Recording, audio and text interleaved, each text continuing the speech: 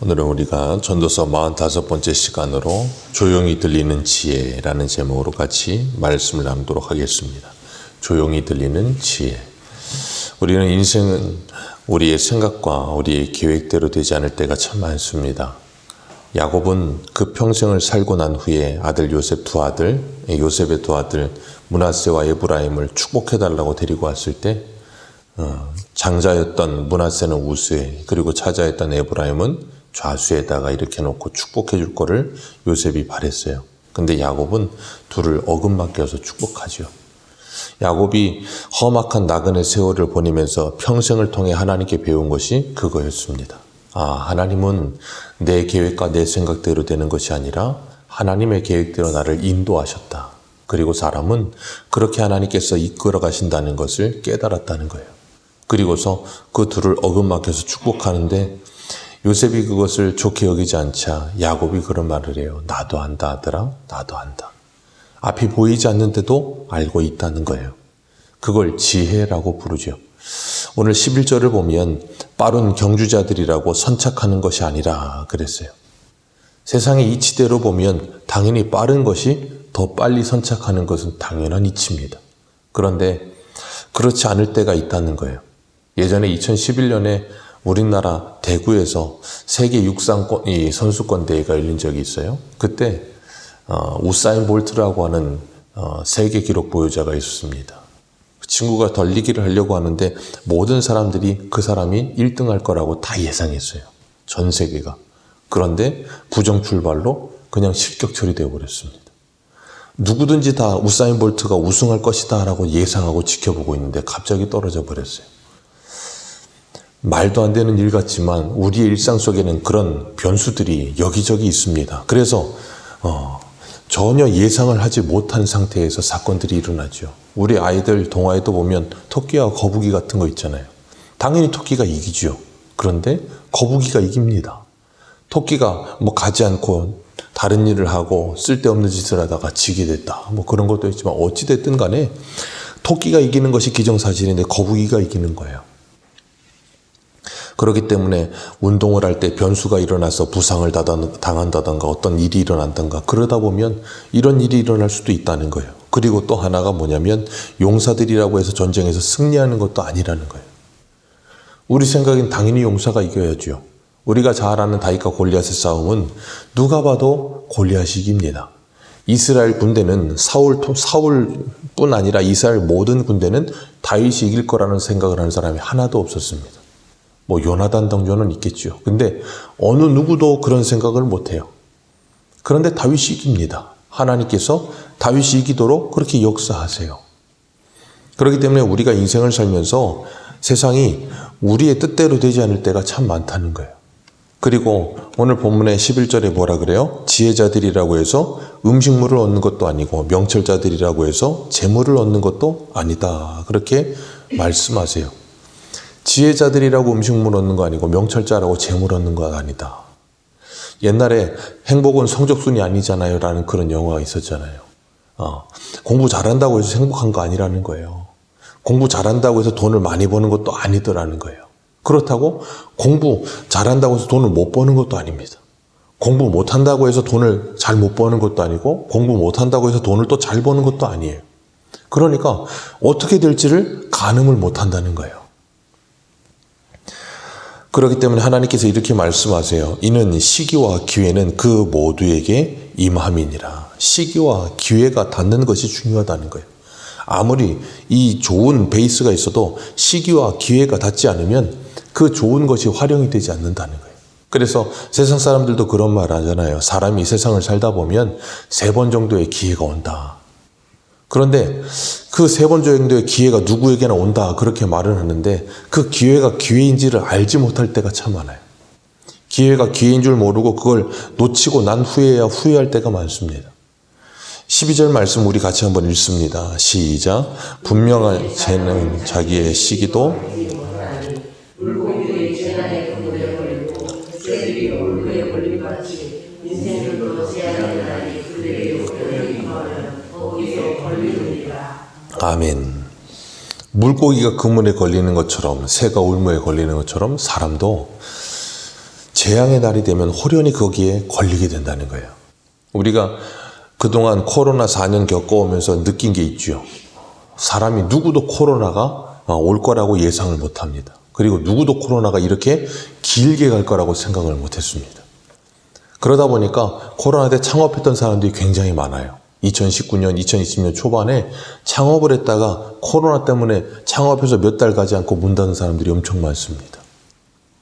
그리고 또 어떤 사람들은 한참 집값이 막 올라갈 때 지금 아니면 살 수 없다 그래서 뭐 젊은 사람들 표현대로 하면 영끌을 해서 아파트를 샀는데 갑자기 집값이 떨어져 버려요. 누구도 예상을 못해요. 그런데 그런 일들이 우리 주변에는 비일비재하게 일어나더라는 거예요. 그런데 그런 일을 당하고 나면 사람들은 어때요? 인생을 살면서 비관적이 되고 남 탓을 하고 원망을 하게 됩니다. 그런데 지혜로운 사람들은 세상을 살면서 그런 일을 당할 때 이 모든 것이 하나님의 뜻이라는 것을 감내해요. 왜요? 세상이 내 마음처럼 되지 않는다는 걸 알기 때문에 그래요. 그래서 13절 보면 이렇게 말합니다. 13절과 14절 같이 읽습니다. 시작. 내가 또 해 아래에서 지혜를 보고 내가 크게 여긴 것이 이러하니 곧 작은 인구가 많지 아니한 어떤 성읍에 큰 왕이 와서 그것을 에워싸고 큰 흉벽을 쌓고 치고자 할 때에 그 성읍 가운데 가난한 지혜자가 있어서 그의 지혜로 그 성읍을 건진 그것이라. 그러나 그가 가난한 자를 기억하는 사람이 없었도다. 여기서 중요한 것, 가난하다는 거예요. 지혜자이긴 하나 가난하다. 그래서 그가 그 성읍을 건졌는데도 불구하고 누구도 그를 기억하는 사람이 없더라는 거예요. 만약에 지혜자인데 어떤 전쟁이 일어날 때 그 성읍을 건졌다면 그 사람은 거기에서 영웅 대접을 받을 겁니다. 그리고 사람들에게 무슨 뭐 동상을 세우겠다 그러든가 사람들이 그 사람을 추앙하겠죠. 그런데 오늘 15절에 보니까 솔로몬은 이렇게 말해요. 가난한 지혜자가 그 일을 했는데 기억하는 사람이 없더라는 거예요. 우리가 잘 아는 것처럼 우리나라가 일본 식민지 때 우리나라의 이 독립을 위해서 운동한 사람들이 얼마나 많으십니까? 예전에 서대문 형무소 가보니까 참 인상 깊었던 것이 어느 한 방 들어가 보니까 그 방에는 벽 전체가 독립운동을 하신 분들의 사진으로 쫙 도배되어 있어요.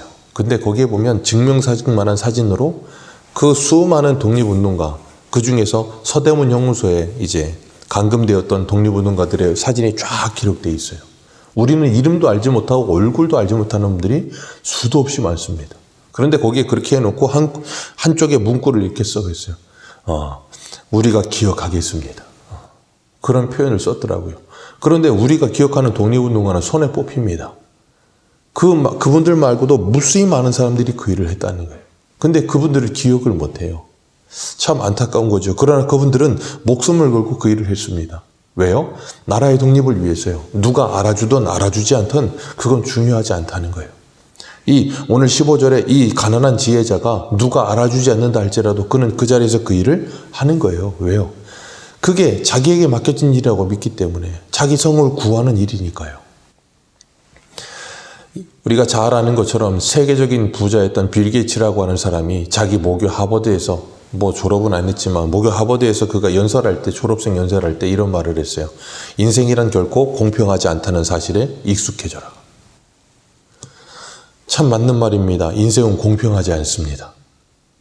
그리고 불공평하고 그것에 익숙해져야 합니다. 그런데 그것에 익숙하지 않은 사람들이 꽤 많아요. 그래서 젊은 사람들은 뭐라 그래요? 수저 얘기를 합니다. 누구는 금수저고 누구는 뭐 흙수저고 그러면서 수저 얘기를 자꾸 해요.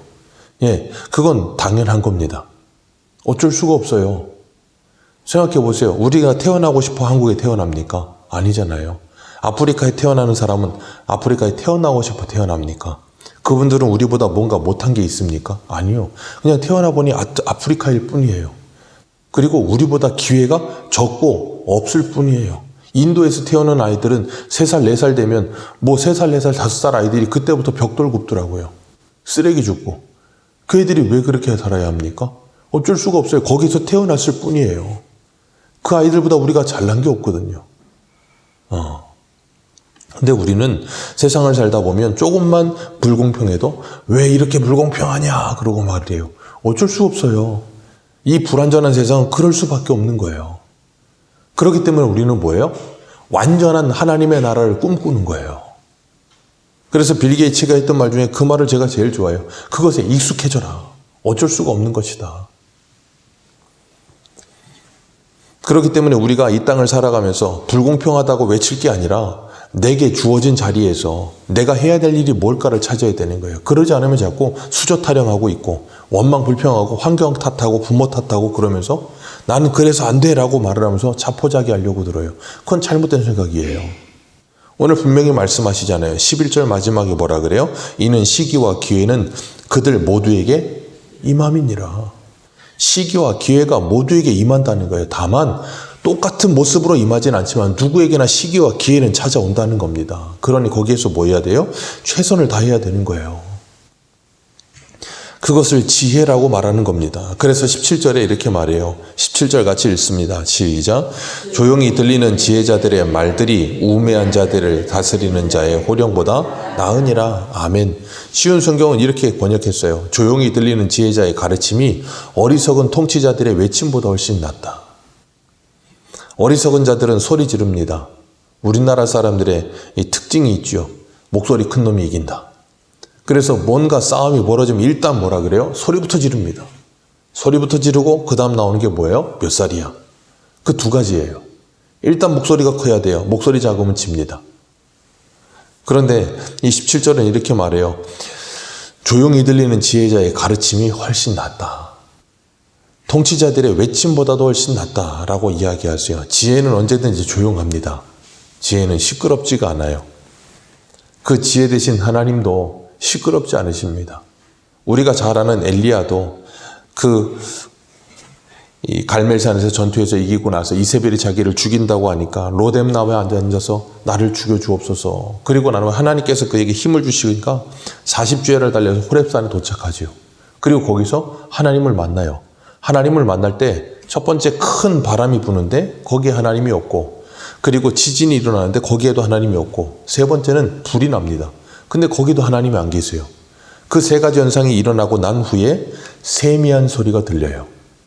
그 세미한 소리 가운데 하나님의 말씀이 들립니다. 하나님의 말씀은 언제나 우리에게 그렇게 세미하게 들립니다. 그리고 그 말씀을 듣는 자는 하나님을 경외하는 지혜를 가지게 되는 거예요. 그래서 예수님을 믿는 사람들은 이 세상을 살아가면서 지혜로운 사람으로 살아요. 우리 한 군데 한번 보겠습니다. 이사야 42장입니다. 이사야 42장.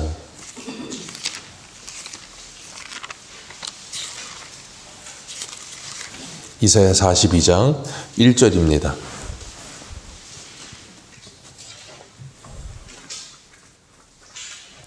이사야 42장 1절에서 4절까지 우리 같이 보겠습니다. 시작. 내가 붙드는 나의 종, 내 마음을 기뻐하는 자, 곧 내가 택한 사람을 보라.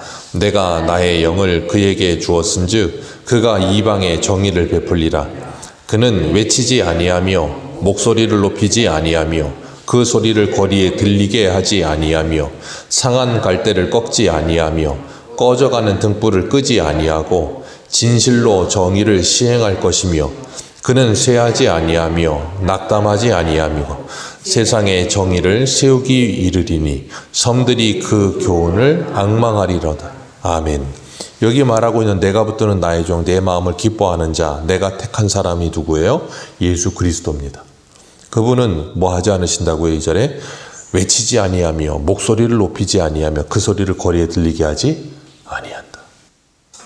주님께서 이 땅에 오셔서 소리치지 않으셨습니다. 주님은 이 땅에 오셔서 조용히 말씀하세요. 그리고 때로는 침묵하십니다. 빌라도에게 신문을 받으실 때도 주님은 침묵하십니다. 그러니까 비설 빌라도가 이상히 여기잖아요. 왜 변론하지 않느냐 그러면서. 그런데 그 반대로 예수님을 죽이려고 했던 종교 지도자들, 대제사장들, 서기관, 바리새인들은 소리 지릅니다. 그리고 사람들을 선동하죠. 마가복음 15장 보면 마가복음 15장 10절에 이렇게 말해요. 이는 그가 대제사장들이 시기로 예수를 넘겨준 줄 알미러라. 그러나 대제사장들이 무리를 충동하여 도리어 바라바를 놓아달라 하게 하니 그들이 다시 소리를 지르되 그를 십자가에 못 박게 하소서 하고 소리를 지릅니다. 누가복음 23장 23절은 그들의 큰 소리로 재촉하여 십자가에 못 박기를 구하니 그들의 소리가 이긴지라. 아멘. 이 세상은 이렇게 소리를 지르고 목소리가 커야 이긴다고 이야기해요. 그래서 혼자 소리를 지르다가 안 되면 여러 사람을 모아서 같이 소리 지르죠. 그래서 어떻게든 이겨야 된다 그렇게 말해요. 근데 하나님은 지혜는 우리에게 어떻게 들린다고요? 오늘 본문에 조용히 들린다라고 말씀하세요. 지혜가 우리에게 조용히 들린다라고 말씀하시고 그 지혜이신 그리스도가 이 땅에 오셔서 우리에게 조용히 말씀하십니다. 그리고 18절에 오늘 본문 18절은 지혜가 무기보다 낫다라고 말씀하십니다.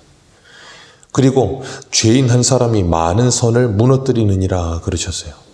미꾸라지 한 마리가 온 웅덩이를 흐린다는 속담처럼 한 사람의 죄인이 많은 사람을 괴롭게 한다는 거예요.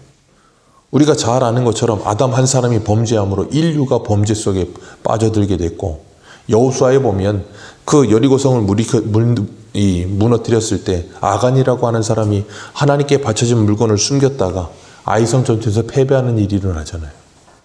우리가 살고 있는 세상도 그래요. 한 사람이 그 범죄자 한 사람 때문에 많은 사람들이 두려움에 떱니다. 그렇게 그 한 사람 때문에 선이 무너져가는 세상 속에서 예수 그리스도 한 사람, 그 의인이신 그 예수 그리스도 한 사람이 이 땅에 오셔서 뭐 하셨어요? 십자가에서 그 모든 죄를 끌어안고 죽으심으로 우리를 구원하여 주셨습니다. 그게 지혜예요. 그 지혜는 우리에게 소리 지르지 않고 뭐 한다고요? 조용히 들리는 겁니다.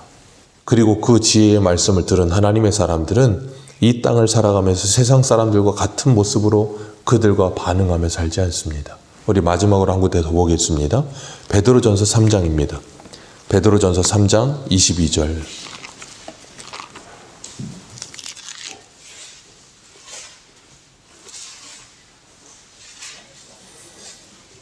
베드로전서 3장 22절입니다. 우리